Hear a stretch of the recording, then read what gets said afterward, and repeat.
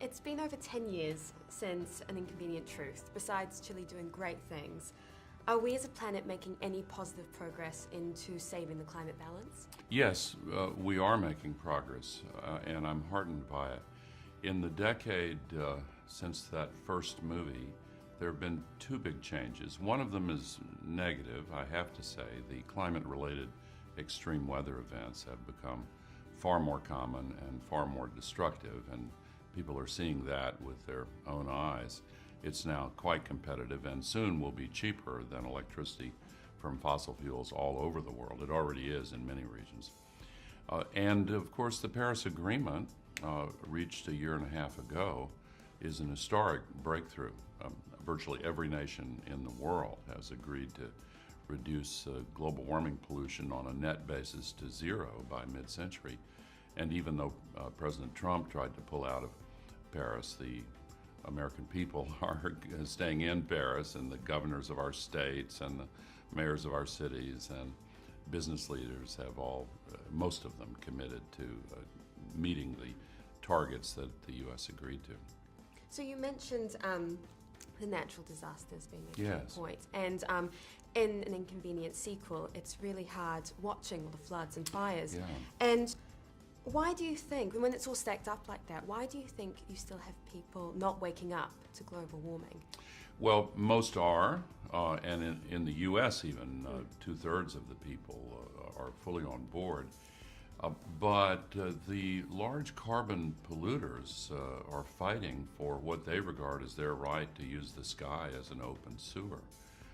It would cost them money if they had to control their pollution and not dump it on everybody else and threaten our future.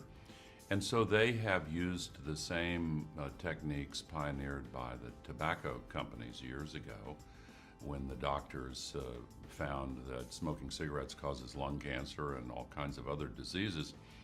They hired actors and dressed them up as doctors and put them in front of cameras to falsely reassure people that there were no such health consequences. And 100 million people died. But now the carbon polluters have hired the same PR agents and have spent over $1 billion in promoting false doubts. And some people are still fooled by it. Most are seeing through it, though. Do you think that's going to go better? There's going to be more people waking up to it because of that? I do. The deniers have a lot more to deny now. Yeah. It's very hard for them. But it's a race against time. So what they're doing is so unethical and immoral.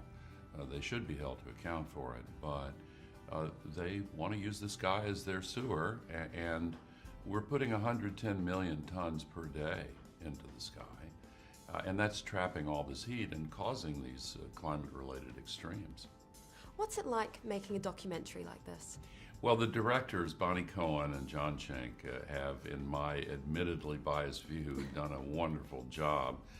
And for me, it was an interesting experience to have them follow me around for 2 years with cameras, and we became friends, of course. But when I first saw what they had done, I was surprised by many of the scenes because I realized I had forgotten they were there. Some of the experiences on film, as you will see, are very emotional, and so I just lost my awareness that they were filming.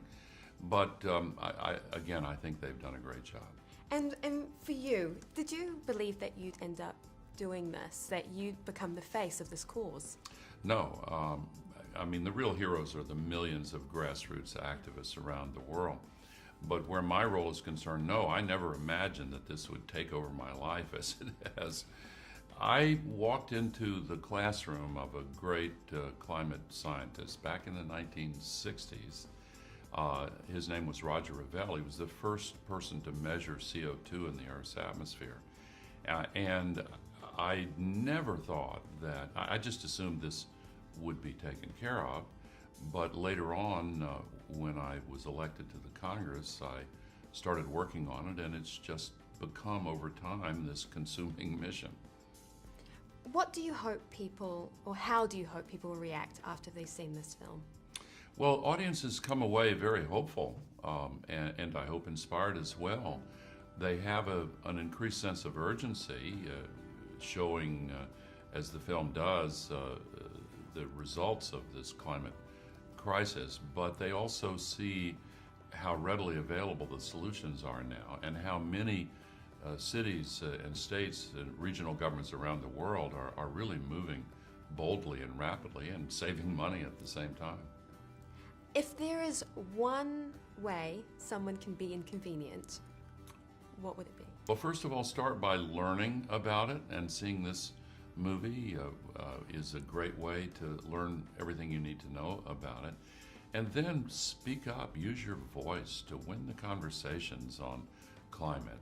These social revolutions really are won initially in the conversations that people have every day. And then use your vote and your rights as a citizen to demand that the elected leaders start solving this much more aggressively. And then use your choices in life, and tell the stores and businesses you frequent that you want climate-friendly alternatives. That sends a powerful signal to the businesses and industries, and many of them have become leaders in helping to solve this already. Will there be a third documentary? Well, we're just waiting for this one to open here in the United Kingdom. I'm excited about that. A decade from now, I would hope we can look back on the years ahead and say we've turned the corner and we're really solving this. And so I hope there's not a need for another sequel a decade from now.